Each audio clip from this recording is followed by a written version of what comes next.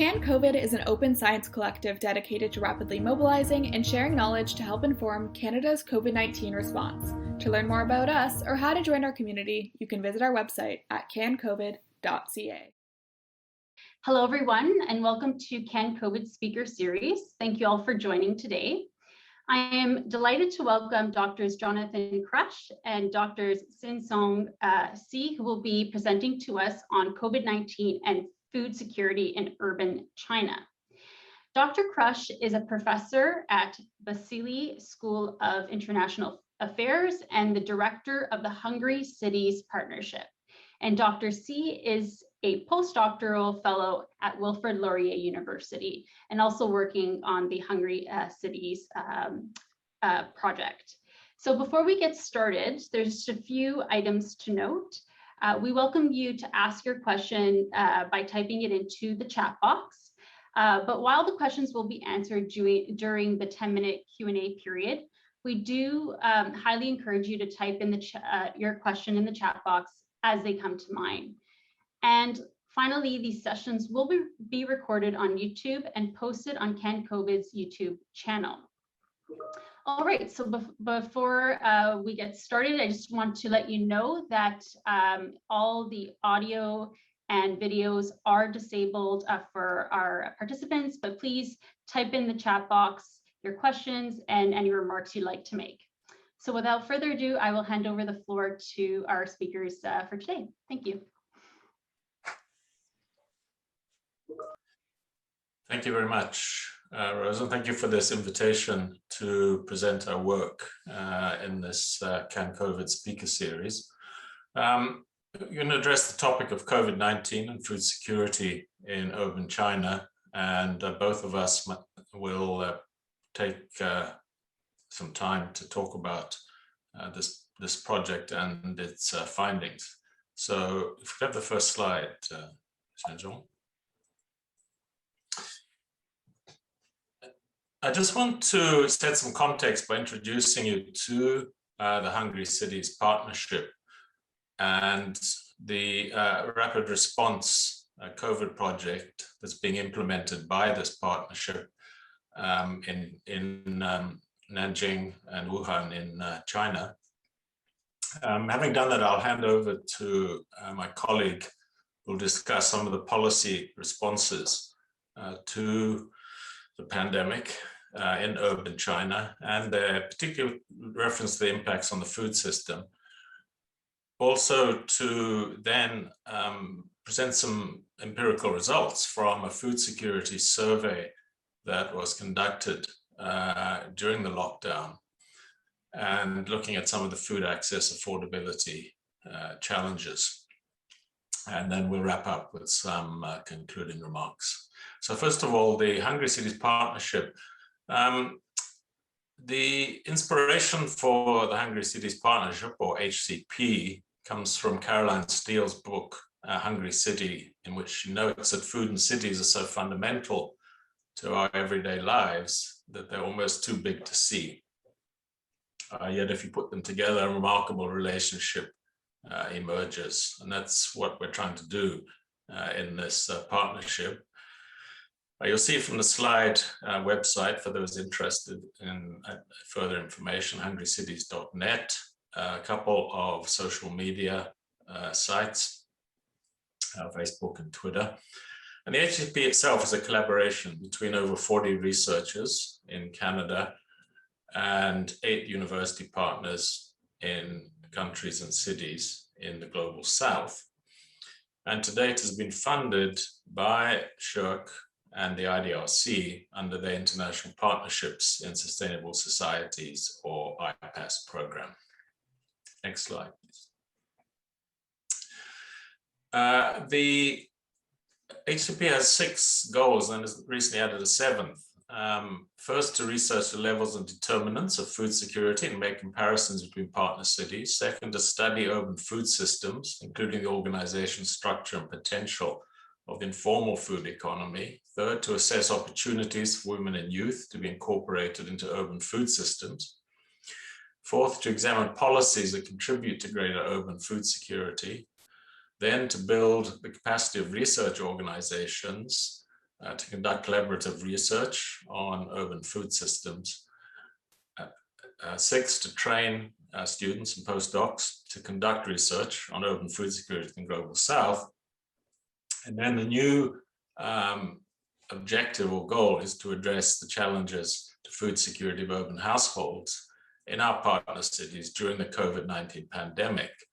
And the partner cities are listed, or at least identified, on the map that you can see there, ranging from Mexico City in the west, right across to Nanjing, China in the east.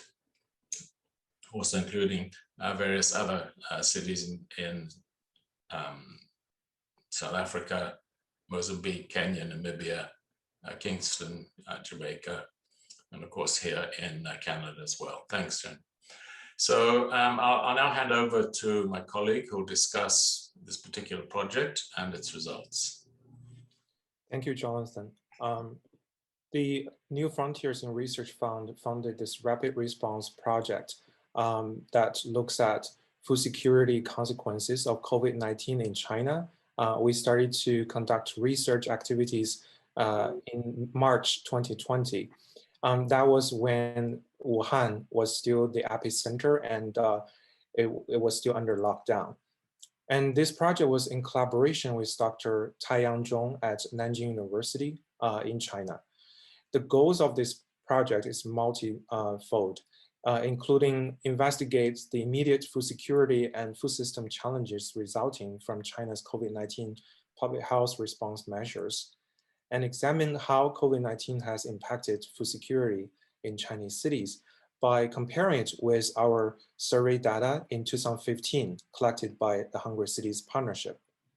And we also aim to assess food security emergency policies established and community responses in addressing food insecurity, and advocate for future pandemic preparedness policies and measures by engaging local stakeholders. There are multiple research activities planned.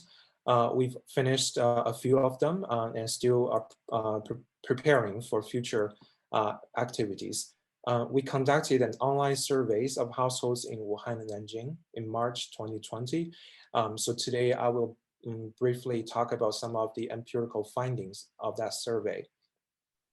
We also conducted some in-depth interviews with local residents in Wuhan to understand their experience of food insecurity during the lockdown period in early 2020.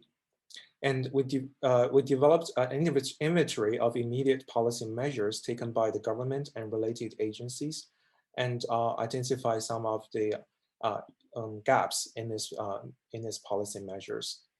And we plan to conduct a representative survey in Nanjing and compare it with the 2015 survey results to see how food insecurity changed because of the COVID-19 pandemic. And we plan to conduct in-depth interviews with key informants and analyze the data and generate publications. For those of you who do not know the location of Wuhan and also Nanjing, this map shows the location of these two cities in China. Wuhan is in a major city in central China, and Nanjing is another city in East China. Wuhan has a population of 11 million. Nanjing has about 8 million people. So since January 23rd, when Wuhan announced officially the lockdown of the city, both cities has enforced multiple food policies in response to the COVID-19 pandemic. So after about 2 to 3 weeks, both cities started to implement this policy called closed management of neighborhoods. This policy refers to the measures that leave only one exit open for each residential complex, for the residents to go outside the residential complex in order to buy necessities and food. One household member from each household usually was allowed to go out once every 3 days to access food and other necessities. And the situation varies from neighborhoods to neighborhood, depending on the severity of the pandemic. If there are any kind of positive cases identified in a particular neighborhood, people there would not be allowed to go outside of the neighborhood at all. So in China, people mainly live in residential complexes in cities. These are gated communities, so the gate control could be easily enforced in that situation. And also, the government lockdown closed all these public markets, which are known as wet markets, especially because of the Huanan seafood market, which was considered as one of the origins of the pandemic. Wet markets closed down has significant implications for food security in Chinese cities because they play a pivotal role in supplying fresh produce and fresh meat. So because of the closure of public markets, people suddenly face the challenge to access food, and they have to find alternative ways to access food. And the closure of public markets lasts until early April in Wuhan. While in Nanjing, the measures were less stringent and public markets and supermarkets were operating throughout this 2 to 3 months. The pandemic's impacts on the food supply chain could be felt not just in food retailing, but also in food production, distribution, and consumption. In terms of food production, the shortage of labor and shortage of inputs and livestock feed created a lot of problems. For livestock farmers who will have to get rid of their animals and suffer huge financial losses because of the shortage of livestock feed. And farmers were unable to sell their products because of the closure of public markets. And food transportation were affected because of a shortage of labor and also blockage of roads. And in terms of consumption, I want to highlight that people started to develop new food safety concerns, and especially in terms of the way they prepare food and cook food. And on the bright side, we've seen more home cooking and eating, breaking bread with family members, and people started to enjoy more family time and develop and picked up their food skills, cooking skills. So this is a bright side of the pandemic. So today my topic mainly focus on the retailing of vegetables and food in these 2 cities and how they were affected and how people are actually coping with these challenges. So the survey was conducted with 1,817 respondents in these 2 cities. And we can see from this chart that the most common age group is between 25 and 40, which is relatively young. This is probably because of the way the survey was distributed. Because we were not able to travel to China in early 2020, we distributed the survey questionnaire through online platforms and through social media as well. We mainly through WeChat, which is the most commonly used Chinese social media. So younger generation who are familiar with social media were more likely to participate in the interview. And 55% of the respondents were female, and the average household size was 3.97 in Wuhan and 3.51 in Nanjing. So in general, this is not a representative random sampling survey. However, it still profiles the overall conditions of food insecurity during the lockdown period. And the household structure demonstrates similar conditions in 2 cities. Most common household structure we found were nuclear families. Nuclear family refers to households with 1 male partner and a female partner with or without children. And the second most common structure is extended family, referring to households with 2 partners and the children and relatives. And household structure affects food insecurity, food and conditions by affecting household income sources and also affecting food expenses. To evaluate quantitatively the household food insecurity conditions, we adopted two indicators. One is the household food insecurity access scale, HFIAS. These two indicators were both developed by the Food and Nutrition Technical Assistance Project, so FANTA project, across different culture and different countries is being widely used. So we found that the average, I also want to mention that HFIAS ranged from 0 to 27. It's calculated based on people's answers to 9 questions that ask their experience of food insecurity in the past 4 weeks prior to the survey. So the lower the number, the more food secure the household is. So we can see the average HFIAS score in Wuhan and Nanjing were 9.4 and 4.8 respectively, which was much higher compared to our survey conducted with the same metric in 2015. In Nanjing, it was only 0.61. Now it's 4.8, which shows a sharp increase of food insecurity. And when we look at the specific questions, people's answers to the 9 questions, we found that more households had experienced declines in the quality of food access than in food quantity. So such as limited variety, and also people have to eat unpreferred food because of the lockdown. And however, there were still a significant minority of Wuhan respondents who had to adjust their eating behavior because of lack of food. And when we compare it to cities, we can see Wuhan is more food insecure than residents in Nanjing. This is mainly because of the more stringent lockdown measures implemented.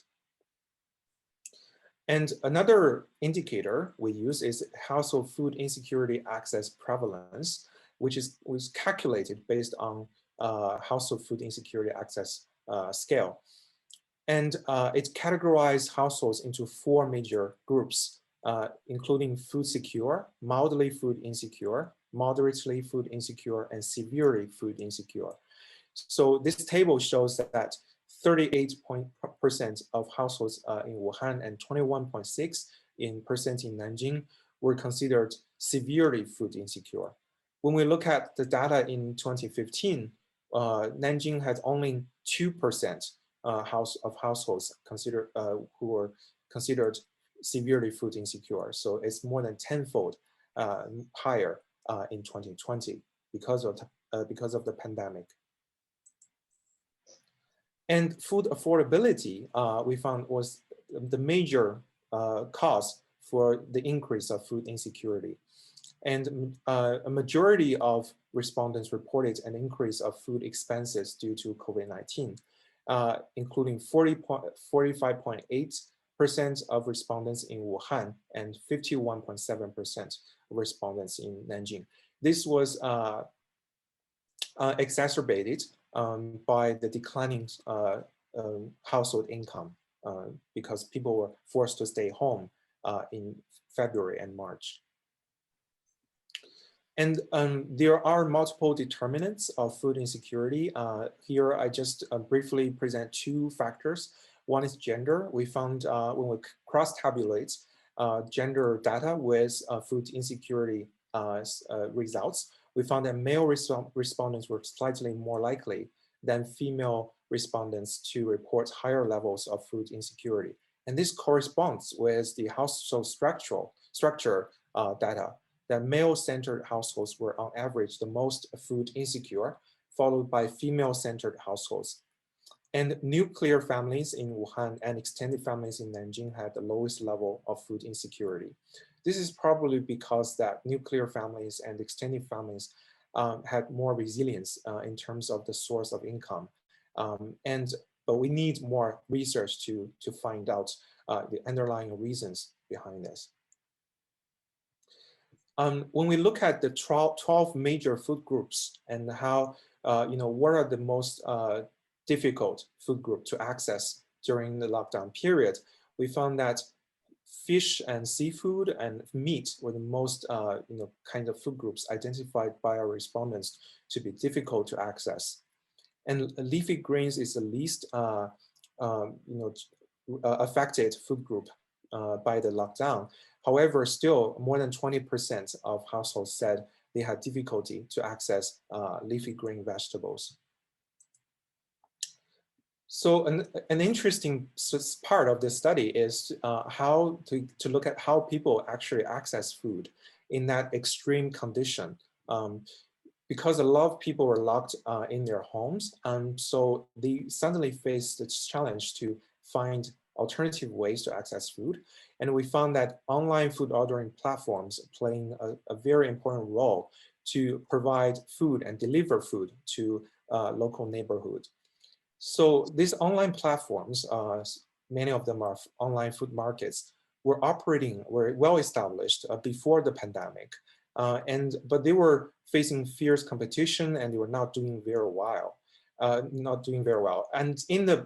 because of the pandemic, a lot of them thrived, and they've experienced business growth by 500% in just February, in 1 month. And when we look at these online platforms, we found that they were operated by 3 major different stakeholders, either by the local neighborhood committees, or by private businesses, or by local residents, mainly volunteers, and through organizing buying groups. And here are some photos, and this is a screenshot of a mobile app, WeChat, where people can place orders in this social media app. And when we compare these 3 major online food ordering platforms by interviewing our respondents, we found that they demonstrate various strengths and challenges. I don't have time to illustrate all this in detail, but you can always check our publications on our website. So this chart shows the comparison between conventional food outlets, the usage of conventional food outlets, and online and buying groups, these alternative food outlets. We see that although conventional outlets still play a major role in supplying food in the cities, because a lot of them were still operating. And we've found that online and buying groups starts to play an important role in ensuring household food security. And 66% of households access food through buying groups during the period of quarantine. And 54% of them bought food through buying groups 2 to 3 times per week. So it's being used quite frequently. And grassroots buying groups, among the 3 different kinds of buying groups, were more flexible and provided more options. We found that 34% of Wuhan respondents purchased food through buying groups organized by volunteers. And these volunteers directly source food from producers and supplies, and people can place orders and process payment through WeChat. And volunteers will deliver the food to the community and organize these orders to be picked up.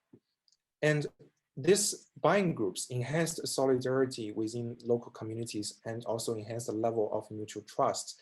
In contemporary modern lives in Chinese cities, people do not know much about their neighbors.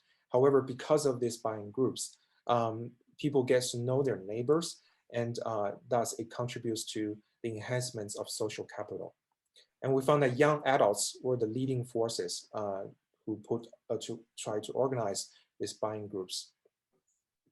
So in conclusion, COVID-19 pandemic has significantly affected the food system in multiple ways, and the measures to contain the spread of the coronavirus have led to increased level of food insecurity in Chinese cities.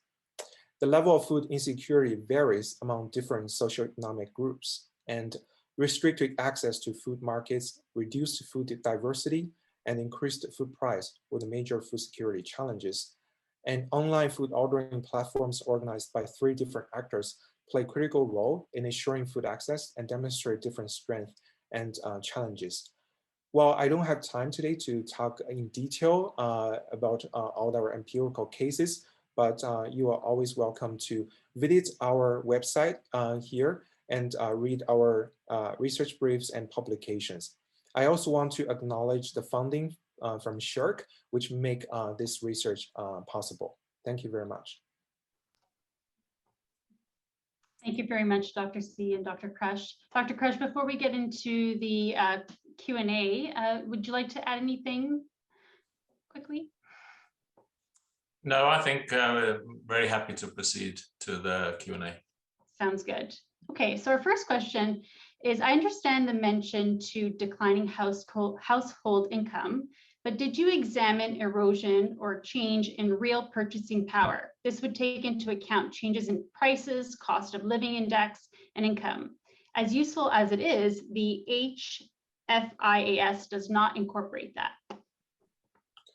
Well, the HFIAS, I want to say that it is comprise a list of 9 questions, which evaluates people's experience of food insecurity. So it does not really target specific issues such as income or economic security. So we plan to conduct a more detailed and long household food insecurity survey face-to-face later this year. Situation in Chinese cities is now allowing us to do that, and we're still in the process of preparing for the survey. And in that survey, we will include more questions about people's purchasing power changes and also the changes of economic conditions. And we hope to share more data with you in the future. Thank you. And our next question is, how can we measure food insecurity on a randomized population basis more frequently? Thanks. Perhaps I'll have a go at that question. Obviously, it's very important to do randomized surveys. In our particular case, the survey we're reporting, that wasn't really possible, as Sezong pointed out. But what we do have within the Hungry Cities Partnership is a methodology for doing citywide household food security surveys, which collects a whole variety of information about household size, structure, demography, experience of food security, consumption patterns, etc., etc.